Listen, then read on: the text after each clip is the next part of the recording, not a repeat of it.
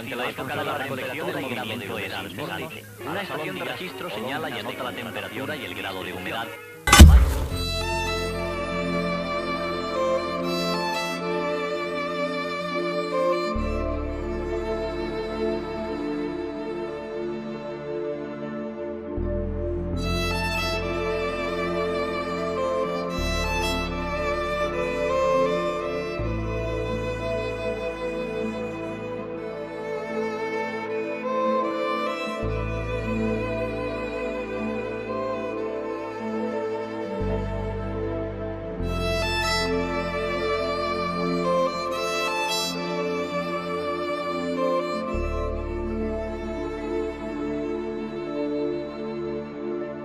No había nada, vamos que bancales hechos y no había cultivo, había un cultivo que le decían natura que nosotros los agricultores le pusimos veneno, porque eso no se lo comían ni las cabras.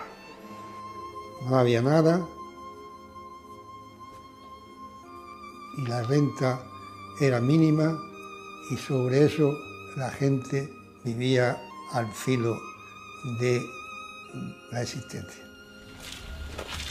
En Almería creíamos nosotros que éramos capaces, quizás tantos años de lucha contra una geografía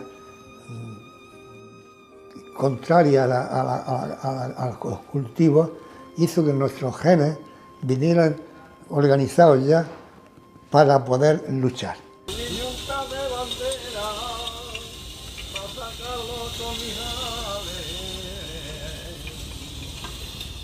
La juventud de aquella época era una juventud de subsistencia y el entusiasmo era el entusiasmo por la vida y el entusiasmo por salir adelante, el entusiasmo por superar la marginación de sus pueblos de origen, el entusiasmo por superar la miseria de España de posguerra, una circunstancia y una ilusión que hoy día no están presentes en la sociedad. No me vine gustosa porque es verdad que yo venía a un sitio desconocido que yo esto no sabía cómo era. Y la gente me hablaba más, porque tenía una vecina, que fui a lo de la vecina, a por leche que tenían vacas, y dice, ay María, que me han dicho que tú vas a Campo Níjar. Y digo, por sí, es verdad, que nos vamos. Ay, mira, no te vayas, quítate a tu marido de la cabeza. Dice que aquello tiene muy mala fama. Dice que aquello, dice, al Campo Níjar capaz chicharra, y es porque no hay ni chicharra. Y es verdad que no había. La disposición a emigrar ha sido una característica que está en la idiosincrasia almeriense, en el ADN de los almerienses. Lo que pasa es que en pocos sitios de Andalucía y de las zonas pobres del interior de España, esa tierra prometida pudo estar tan cerca. En la costa sur de Almería, bañada por el Mediterráneo, se encuentra el campo de Dalías, paraje de terrenos salinos desértico o cubierto por una rala vegetación resistente a la sal y la sequía pertinaz. Entonces eran agricultores acostumbrados al sacrificio, a prácticamente una agricultura de subsistencia, y que llegan aquí y ven que la agricultura puede ser algo más que sobrevivir, que puede ser una actividad económica, rentable y que le va a permitir pues, mejorar enormemente sus condiciones de vida. Trabajar en lo que pillaba, cavando brézules, cavando remolacha. Y luego yo pues, con el carro, pues, llevando carros de estiércol, carros de pesca, carros de piedra. Yo creo que el proceso de colonización, de ocupación de nuevas tierras transformadas por el Instituto Nacional de Colonización, encontraba en el territorio almeriense dos factores muy favorables. Uno, tierras disponibles y una población muy dispuesta por tradición familiar, por tradición histórica, a moverse.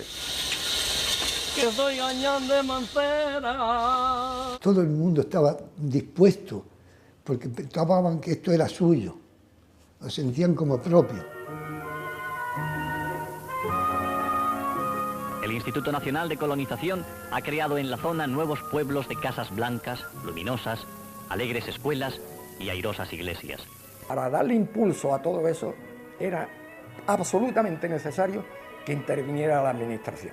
De la profunda transformación realizada, da idea el hecho de que se ha quintuplicado la población de la zona en un periodo de 6 años, convirtiéndose en la más progresiva de la provincia de Almería. Ese agricultor viene, se establece en una determinada zona, unas técnicas de cultivo que desconoce totalmente, se deja asesorar y ve que gracias a la innovación, gracias a hacer las cosas de forma distinta como lo habían hecho toda la vida, pues gracias a eso consigue unos rendimientos económicos que creo que ni en el mejor de sus sueños, cuando estando en la Alpujarra decide venirse al poniente almeriense, pensaba que lo iba a conseguir. No eran tanto, al principio no se lo creían, que aquello podía dar de vivir a una familia. Esta familia cultiva pepinos con las prácticas tradicionales de su comarca. No utiliza semilla selecta, ni aplica los modernos procedimientos de protección de cultivos, y como consecuencia, la producción es baja, abundando los frutos deformes y mal desarrollados. El agricultor originario, el autóctono, que básicamente se limitaba a las zonas de regadío, la zona de influencia próxima de Almería, del Andará y la de Adra, ese agricultor en general estaba ya muy mediatizado por su historia, por sus conocimientos previos, y era poco permeable a innovaciones. Esto es muy frío y esto no funciona aquí, se tienen que ir de noche. Los parcelistas de los camberíos se tienen que ir de noche porque aquí se mueren de hambre. Decíamos nosotros que estábamos completamente equivocados. Ya esto que había un molinero ahí en el Ron que me decía, me dice, tú has venido a descubrir aquí el campo Nija, a descubrir aquí las Américas. Dice, este campo no es que para criar trigo y se va y ovejas. Dice, va ahora a poner tiempo aquí con arena, vais a vivir aquí los colonos. Y luego toda esa gente se convencieron de que con la arena se vivía mejor que sin la arena. Aquel paraje inhóspito lo está transformando el Instituto Nacional de Colonización en uno de los regadíos más productivos de España, gracias a la arena de playa, una vez lavada y limpia. Pero era por el clima, que nosotros el clima no lo teníamos metido aquí, no sabíamos nada. Pero que viniera afuera sí lo sabía, que aquí hay muy buen clima, y por eso se han establecido todo esto que se ha establecido en la zona esta. La capacidad para superar esa dificultad, rompiendo esa estructura de suelo y sobre ella conformando lo que se conoce como enarenado, es fruto además del trabajo de mucha gente, del esfuerzo y del riesgo personal asumido por los agricultores y de la asistencia ya en aquellos tiempos técnica, pues probablemente de algunas personas y compañeros técnicos que en los años iniciales de la agricultura de invernadero jugaron un papel muy determinante. El enarenado más primitivo fue el que hubo en Balanegra, en Guardias Viejas y en general en toda la costa almeriense, del poniente almeriense y de Granadina. La gente de la Rábita fueron los que trajeron la arena a Adra. Se aportan grandes cantidades de estiércol, 60.000 kilos por hectárea, que se extiende en los bancales de modo uniforme, cubriéndolo después con una capa de 10 centímetros de arena. Es que era cosecha segura, mientras que en tierra no. En tierra no era segura. Estábamos con los pelos de punta de lo que estaban haciendo. Que uno agarró y zarcó. Un labrador agarró y zarcó porque se le complicó la vida con lo que estaba viendo. Agarró y zarcó. Un labrador. Estaba bien arranchado. Y fue porque se le metió la manía que había entrado el comunismo. Aquella Almería de 1963 era todavía una Almería mucho más parecida a la de 50 años antes que a la de 10 años después. Me vine en el coche de línea, me vino un hermano mío conmigo, pero llorando por otro camino.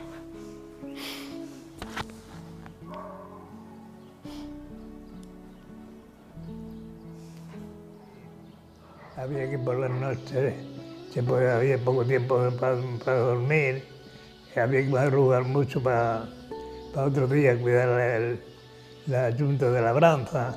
La zona de Campohermoso, alrededor de la finca del Ron, de los valles, bueno, pues aquello era un pequeño núcleo, y había poquito más, pero muy poquito más. No había nada, aquí ni había árboles, ni había nada, no había nada, que era un llano que empezaba aquí y terminaba, yo qué sé, porque se perdía la vista, se perdía la vista. Y si mirabas para un lado o para otro, nada más que ya no, sin nada. Eran gente muy abierta a todo lo exterior. No era tampoco el agricultor tradicional que hacía lo que había hecho su padre, su abuelo y su bisabuelo, como podría ser el caso del olivar. Cualquier cosa que se le ocurría a uno y funcionaba, a la semana siguiente todo el campo lo había copiado y lo había aplicado, ¿no? Eso del boca a boca ha funcionado durante años y todas las innovaciones los demás la iban imitando y se iban desarrollando. Llegaba y iba a un sitio a otro, pues veía y pues, vamos a hacer lo que hacen los demás para sacar más dinero. Las hortalizas que requieren trasplante se colocan los plantones hundiendo sus raíces en la capa de tierra inmediatamente inferior a la de arena. Pues venían de primero para, como estaba la playa cerca, hombres con burros, lo cargaban de arena, venían, lo vaciaban en el bancal y de esa manera pues iban arenando unos, como si fuera un caballón de arena a lo largo, después otro, y se arenaba el bancal.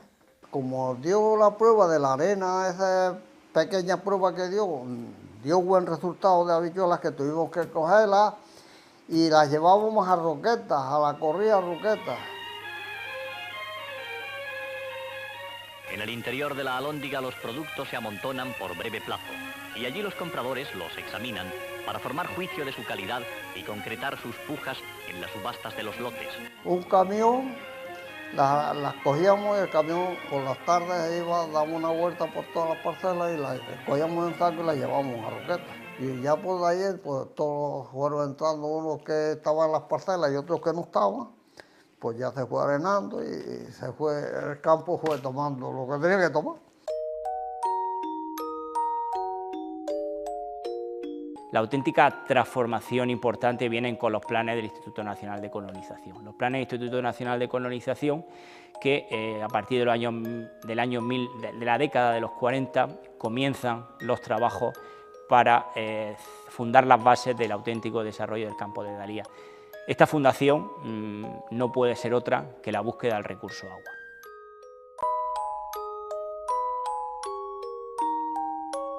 Había, dijéramos, pozos de consumo humano. Había, precisamente aquí al lado de la cooperativa, había uno que se sacaba el agua a través de una noria, con un burro. Siempre el primer paso ha sido tratar de aprovechar las aguas subterráneas. Inicialmente estas captaciones de aguas subterráneas se hacen sin el aporte de energía externa, y me refiero al hecho de tener capacidad energética para elevar el agua del subsuelo. Sierra Nevada, que ya sabemos las nieves que hay casi todo el año, pero no tiene nada en su seno, todo lo lleva, es como una gran señora con un gran manto que despide todo. Y la parte sur viene a parar a Sierra de Gádor, y Sierra de Gádor es uno de los mayores macizos de caliza que hay en España. Y esa absorbe, es una esponja. El siguiente hito significativo es, a finales del siglo XIX, la construcción de la galería de Fuente Nueva, que tiene capacidad de regar a prácticamente la zona que abarca desde el Ejido hasta la actual Mojonera. El agua vino toda como del Veleta para acá, del norte harto, un poniente harto. Cuando rompía el agua, la primera, toda rompía de este lado. El siguiente hito se puede situar en el año 1920, cuando Fuerza Motrices Valle de Lecrín comienza la electrificación del campo de Dalías. Esta electrificación del campo de Dalías no es un proyecto agrícola, digamos, en estado puro, porque lo que hace es, con excesos de energía que en su momento tenía, exceso de energía eléctrica, electrificar el campo de Dalías y hacer pozos. En cuanto empieza a venir la electricidad y los motores, viene colonización, Instituto Nacional de Colonización hace unos pozos y ya empieza la abundancia del agua. Eso es lo que hace que crezca en Almería la confianza. En los años 50 se utilizan motores que tienen que trabajar siempre en seco. La distancia, digamos, entre este motor y la lámina de agua hablaríamos de unos 10 metros. Eso obliga a que estos motores deben de situarse a mucha profundidad, con lo cual hay que realizar grandes excavaciones. Éramos 6 los que trabajábamos para hacer la perforación, 2 siempre abajo con unas puertas de esparto. La maroma liá, ¿no? Y 2 cabos de soga. Uno tocaba abajo y otro arriba. Estaba combinado así. Cuando llenaba el de abajo, empezaba a sacarlo y el otro andando para abajo. Llegaba abajo y entonces desperchaba el de arriba. Lo vaciaba, lo ponía y tiraba al revés otra vez. La gente hacía pozos a base de, iba a decir una palabra, a base de valor. La señal nuestra, que no tocaran a la cuerda y la dejaran quieta hasta preparar material, eran 3 tirones firmes para abajo, que la cuerda no hiciera así. Para tirar para arriba, sacudirla 3 veces. Ese era el teléfono para entendernos con los de arriba. Estos cultivos hortícolas, en una comarca tan cálida y sometida a fuerte evaporación, requieren gran cantidad de agua que se localiza en las entrañas de la tierra hasta a 300 metros de profundidad, al no existir el recurso de los ríos ni mantos de agua somera. Por lo tanto, se genera la estructura, normalmente integrados por comunidades regantes, que inicialmente eran controladas por el Instituto Nacional de Colonización, y por supuesto la figura histórica del relojero de nuestro campo de Dalías.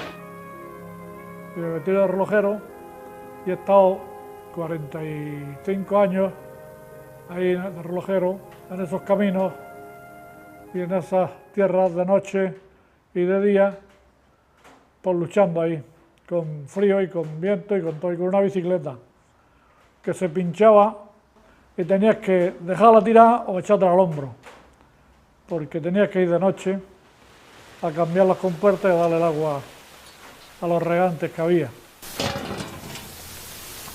Había gente que no tenían, en ese momento no tenían dinero y tenía que facilitarle el agua, porque si no la cosecha se les secaba. Porque el agua es la vida y el desierto es la muerte.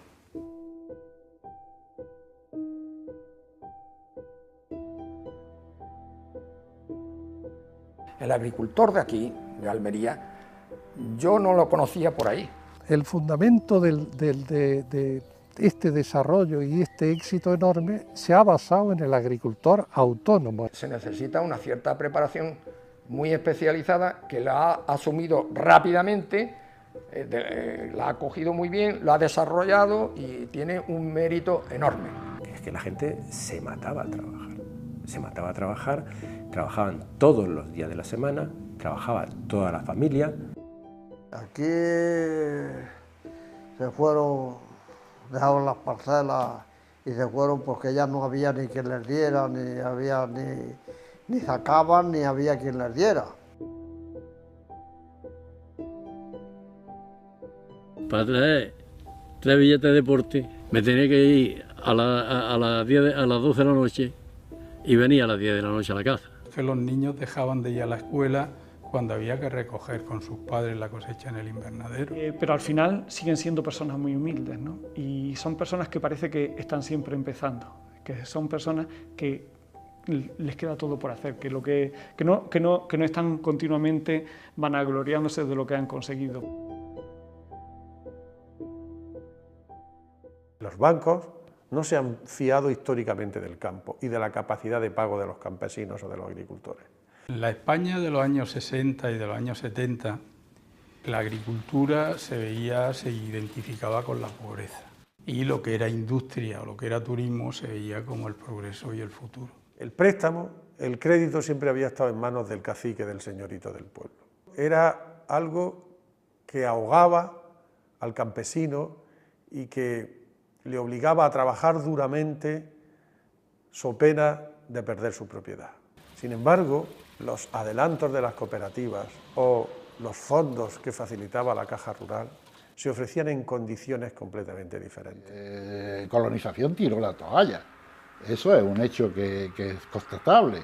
Lo que se ha hecho y se ha conseguido se debe a la idea y al trabajo individual del agricultor con la ayuda de la Caja, que había pocas entidades que se esforzaran en participar en esta labor, muy pocas.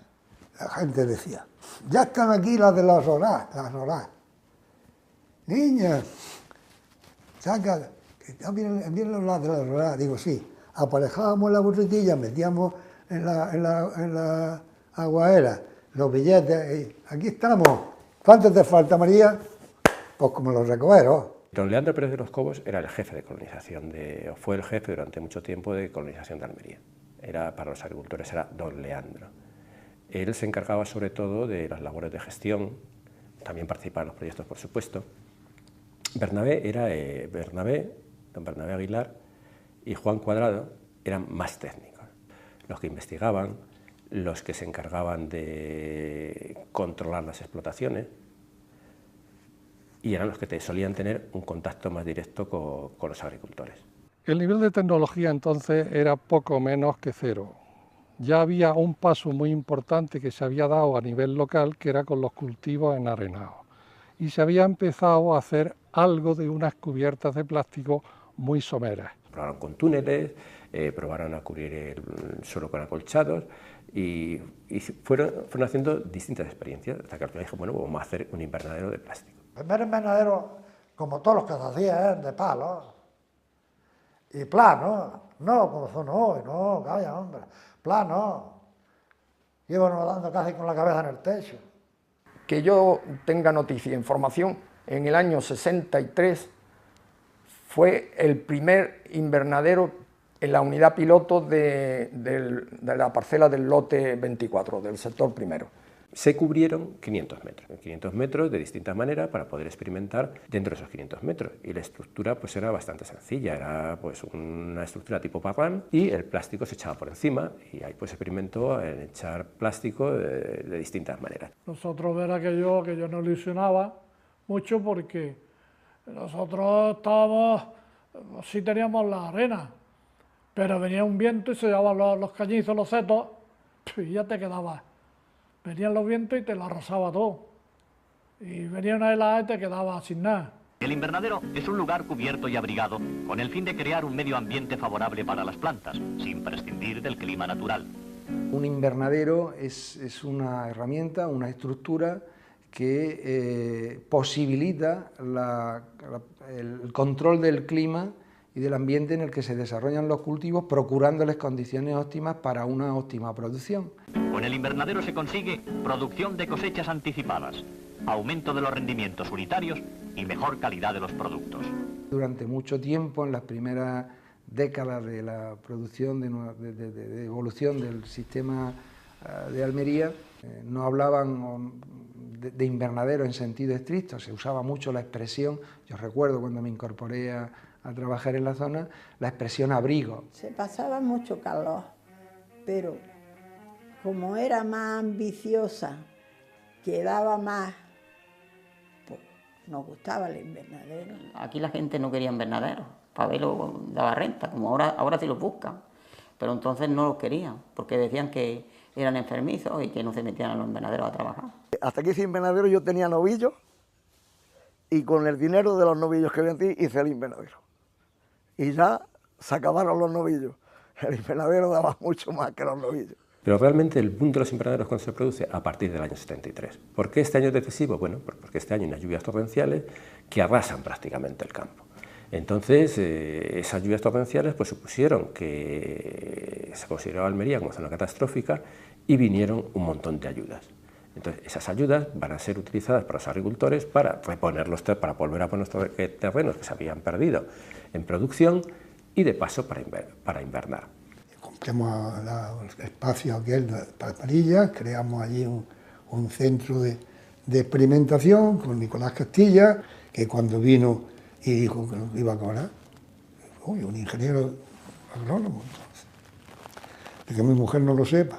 Una de las opciones a la que yo creía de mayor interés era la de generar un centro de desarrollo, un centro de investigación aplicada, desarrollo e innovación que empezaba a ser absolutamente imprescindible en la provincia, que estaba dando un salto desde tiempos poco menos que prehistóricos, en que el cultivo era un pastoreo extensivo y un criadero de caracoles y alacranes, que es lo que realmente era lo que entonces se llamaba el campo de Dalías.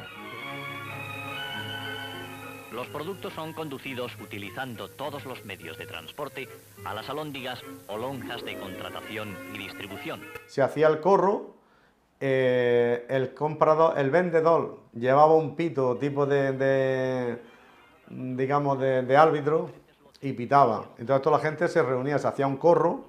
Cuando yo quería parar, yo decía yo, y el vendedor que estaba siempre con los ojos mirando para un lado para otro para ver qué salía, pues en el momento que te veía que tú salías, pues les decía, por ejemplo, si iba por ejemplo, por 37, se quitaban 2 céntimos, 2 pesetas en aquel tiempo, 37, 36, para 34. La producción tenía que tener una salida comercial y si no había una buena salida comercial, pues difícilmente se podía seguir aumentando la producción. Esto fue lo que indujo a estos pioneros a pensar que tenían que crear una organización que le ayudara a salir al exterior, a comercializar sus productos. La base de todo en Almería han sido la consolidación de las cooperativas como tales. La verdadera función de la cooperativa es la que ha dado el empuje a la producción y a la exportación. Sin ellos, yo creo que posiblemente no estaríamos donde estamos. El labrador es una persona, me acuerdo que decía, me contaba a mí un labrador, ¿y qué ha hecho? Te dice, es que toda la noche dándole vueltas, run, me levanté madrugada y me voy a hacer tal cosa. ¿Ves? O sea que es una persona que está siempre pendiente de qué puede hacer, qué no puede hacer. Tiene imaginación. Y ahí estaba el tema. Entonces es cuando más prosperó la agricultura almeriense, con esas dificultades. Después vino el mercado común y, por supuesto, eso es definitivo, lo mejor que ha podido ocurrir. Cuando se funda Coespa, fue cuando se empieza a activar un poco todo el sistema productor y exportador, porque se unen y se empieza a trabajar en común. Se pelea por cosas que no teníamos, como eran, por ejemplo, los famosos cupos de pepino que no teníamos, podíamos plantar tomate, no podíamos exportarlo. Por cada envío que se hacía, se autorizaba, comprobaban los inspectores del Ministerio que el producto era de calidad y entonces autorizaban excepcionalmente la exportación. Fíjense el problema que era en Almería, que ya salían muchísimos camiones al día, tener que ir gestionando operación por operación, camión por camión y producto que llevara el camión, por cada producto que llevara una licencia especial, ¿no? Cada jueves íbamos para discutir el cupo que nos correspondía la semana siguiente y así semana tras semana, mes tras mes, hasta toda la campaña. Y no digamos cuando llegamos al Ministerio a decir que en el mes de abril se podía exportar sandía. Eso ya no pasaba por la cabeza de ningún ingeniero agrónomo del país, ¿no? Y llevamos una sandía y la abrimos en el despacho del director general de turno para que viera que la sandía estaba perfectamente comestible.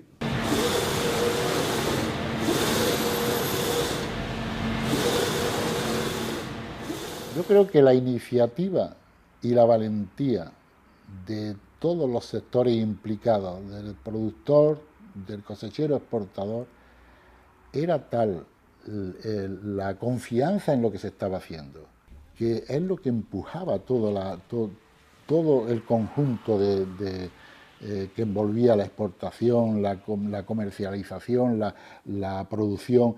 Había mucha unión.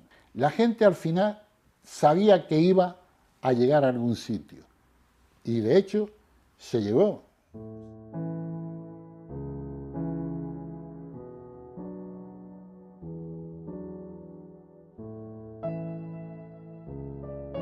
Cada vez que hay un problema en la horticultura española, europea, los primeros que son capaces de encontrar una solución a ese problema son los agricultores de Almería y podríamos poner muchos ejemplos.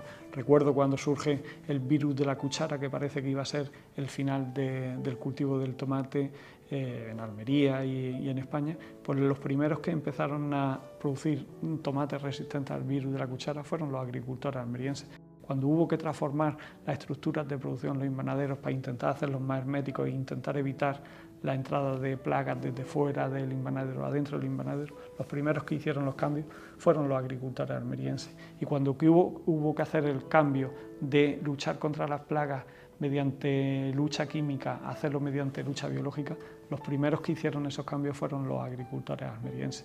Cuando tenemos que cambiar y dejar de producir un determinado tipo de tomate, de pimiento, o tenemos que incorporar nuevas especialidades, los primeros que lo hacen son también los agricultores de Almería. Entonces, esa capacidad de innovación que fue el origen de Almería, yo creo que eso no se ha perdido y que todavía sigue siendo la señal de identidad de la agricultura almeriense.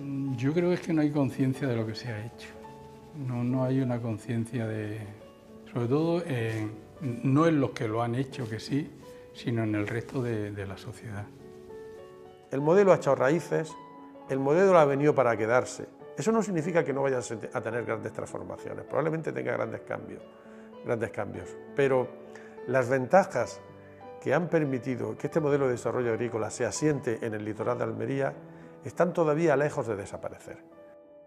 El invernadero, de cara al futuro, es una herramienta valiosísima, poderosísima para la generación de alimentos, y el modelo de Almería es un muy buen ejemplo para muchísimas zonas, sobre todo en climas de recursos escasos y clima árido.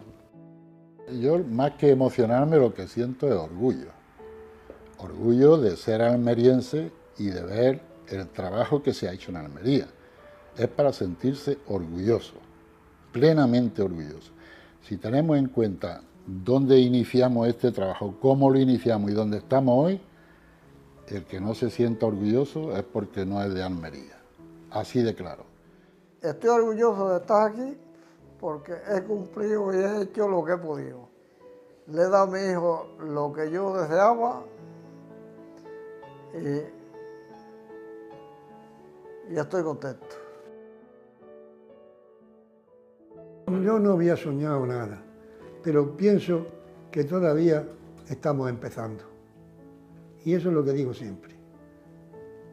¿Dónde podemos llegar? Mientras que haya otros pueblos, otros países por delante nuestra, tenemos recorrido.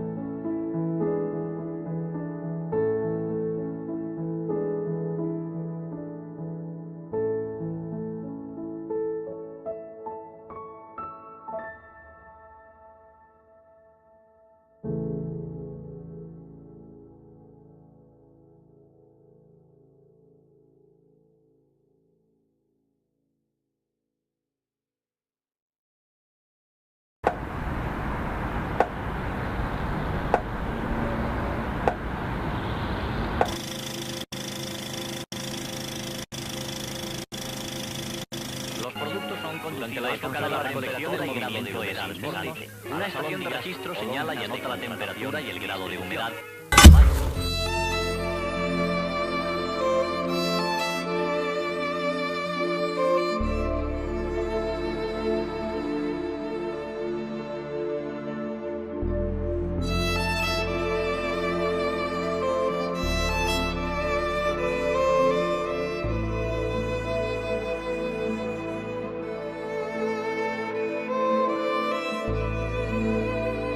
Al filo de la existencia.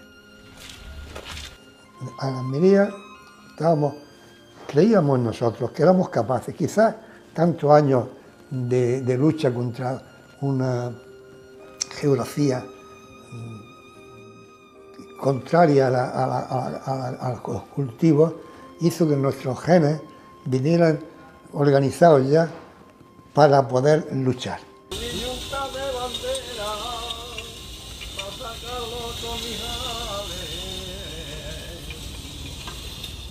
La juventud de aquella época era una juventud de subsistencia y el entusiasmo era el entusiasmo por la vida y el entusiasmo por salir adelante.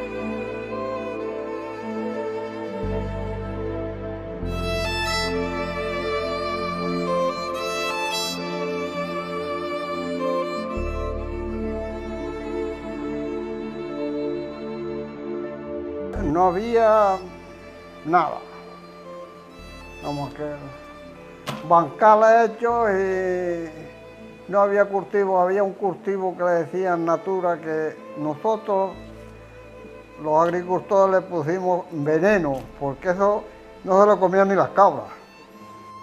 No había nada y la renta era mínima y sobre eso la gente vivía. El entusiasmo por superar la marginación de sus pueblos de origen, el entusiasmo por superar la miseria de España de posguerra, una circunstancia y una ilusión que hoy día no están presentes en la sociedad. No me vine gustosa porque es verdad que yo venía a un sitio desconocido que yo esto no sabía cómo era. Y la gente me hablaba mal, porque tenía una vecina, que fui a lo de la vecina a por leche que tenían vacas, y dice, ay María, que me han dicho que tú vas a Campo Níjar. Y digo, por sí, es verdad, que nos vamos.